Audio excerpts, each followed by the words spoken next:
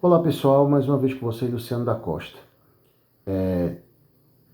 As casas espíritas são consideradas as células de disseminação do pensamento espírita. E o espiritismo, ele, ele lidera, vamos dizer assim, as religiões que trabalham com o transe mediúnico. Se você pegar 100 obras psicografadas, 80 serão espíritas, 10% serão, 10 serão de Umbanda e 10 de Candomblé, ou 10 de Umbanda, 5 de Candomblé e 5 esotéricas. Então a quantidade de obras psicografadas trazidas pela mediunidade são espíritas.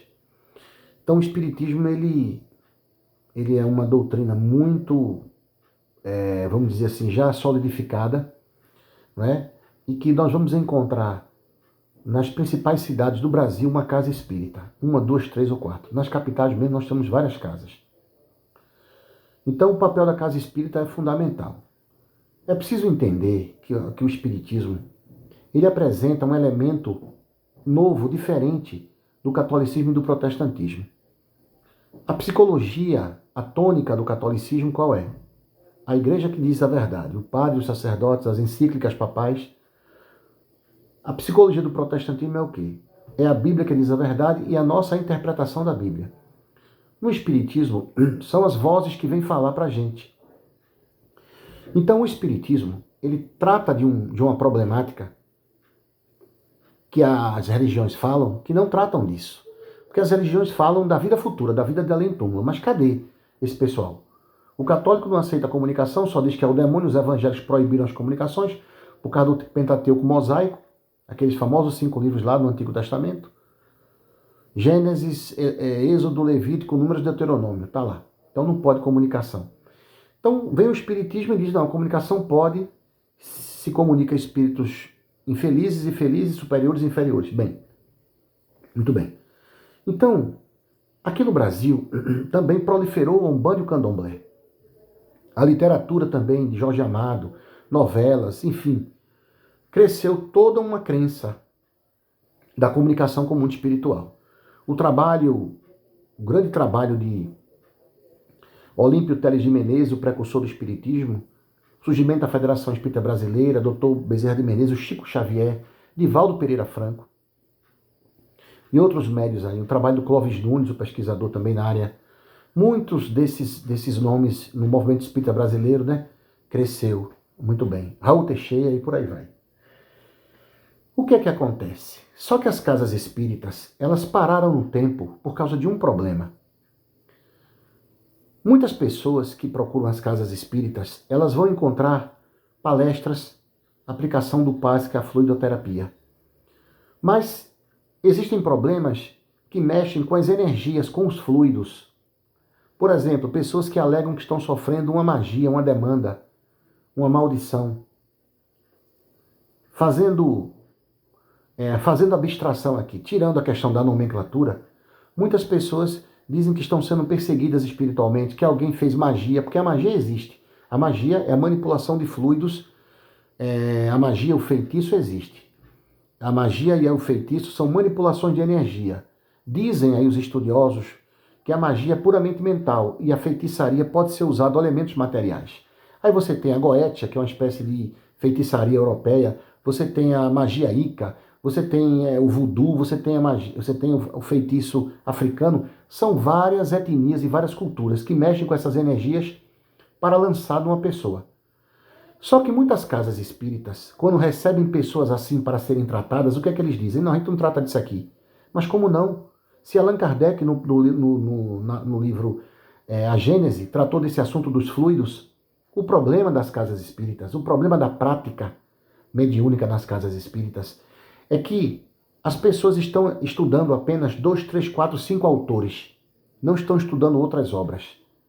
Esse é o problema. Você sabe que toda prática é filha da teoria. O camarada, para fazer um curso de medicina, passa 5 anos estudando. Depois faz residência. Direito, o cara passa... Aliás, medicina são 6 anos. Depois tem residência, que é de 1 a 2 anos. Depois que vai ser um médico, trabalhar. No caso da médico, não. Você vai trabalhar na prática. Depois você tem o direito. O direito são 5 anos. Você tem que fazer aquela coisa, o estágio. Então, tem que haver uma teoria prévia. Mas se você pegar na academia, se for para academia, nenhuma dessas ciências jurídicas, nenhuma ciência jurídica, nenhuma ciência da medicina ou da biologia, vai dizer que aqui só tem 4, 5 autores. Você só vai estudar. Todas as ciências, todos os departamentos do conhecimento humano, nas academias, nas universidades, quer que você tenha a recomendação de vários autores com várias correntes de pensamento, para que esse pluralismo intelectual ajude. No espiritismo, no movimento espírita, os espíritos, além de não lerem, eles ficam somente restritos a 3, 4, 5, 6 autores. Você observa isso pela fala dos palestrantes nos púlpitos das casas espíritas. Eles só falam de Joana de Ângeles, de André Luiz, de Manuel Filomeno de Miranda, só falam de Emmanuel. Nada contra esses autores. Pelo amor de Deus, eu não estou criticando esses autores. Eu estou dizendo que esses autores são bons, mas tem que ler outras obras.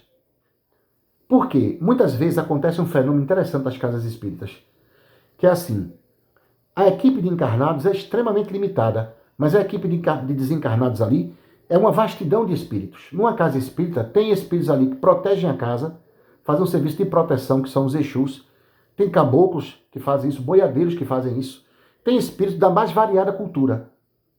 Né? Mas o espírita pensa que só se comunica na reunião mediúnica e só está ali na reunião mediúnica somente espíritos de padre, de freira, né, de médico, somente o lado europeu. Como se esses espíritos aqui da nossa cultura, da nossa antropologia brasileira, não são espíritos que tivessem conhecimento, preto velhos, que não tivessem conhecimento intelectual e científico para isso. Né? Então, muitas casas espíritas, do ponto de vista mediúnico, ficam inoperantes, porque não sabem lidar com isso. Mas por que não sabem lidar com isso? Porque não lê os livros, não estuda os livros. Então, a raiz do problema está no campo teórico.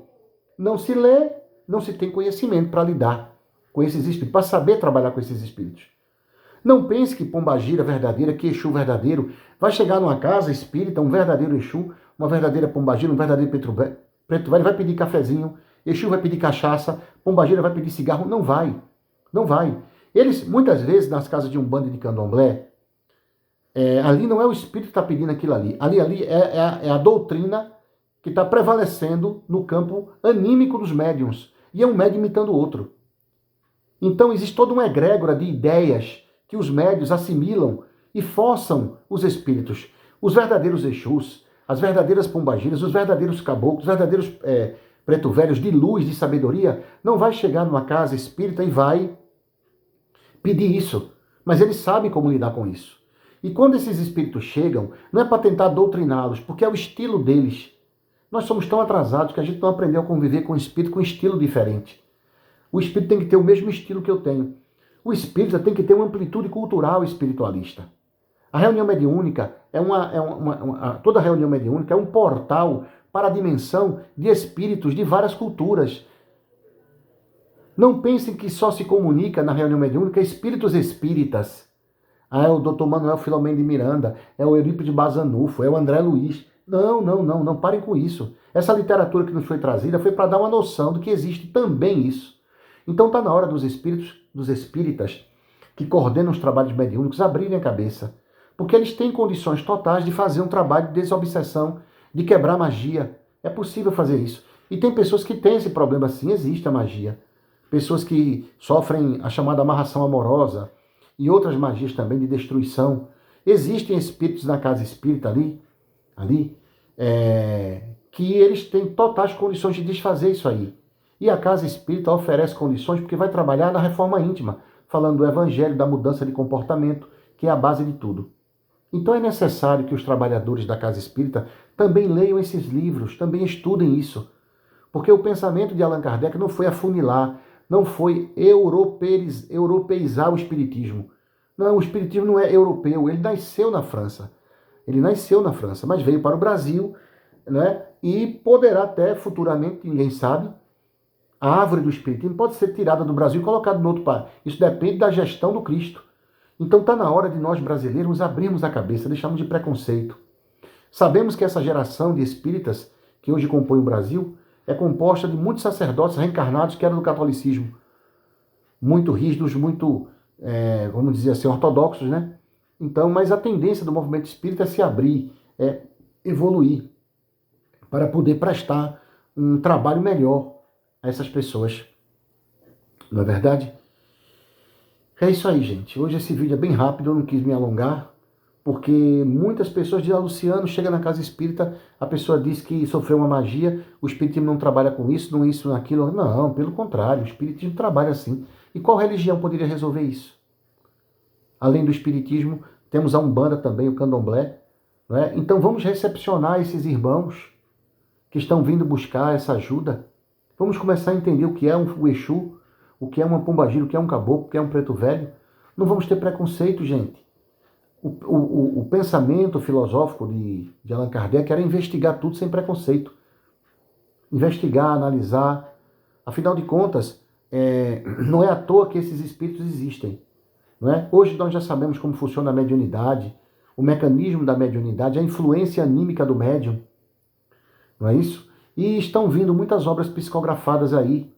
Médios estão psicografando, preto velhos estão psicografando Exus que estão escrevendo, trazendo as informações, qual a origem dos Exus, como eles trabalham, o que são os verdadeiros Exus, os planos dimensionais que eles atuam, não é? Por que eles usam esses nomes cabalísticos, onde é que é verdade, onde é que é exagero do médium. É importante nós sabermos disso, para recebermos esses irmãos nas reuniões mediúnicas com amor de braços abertos. Eles são nossos parceiros, não são nossos adversários, nossos inimigos.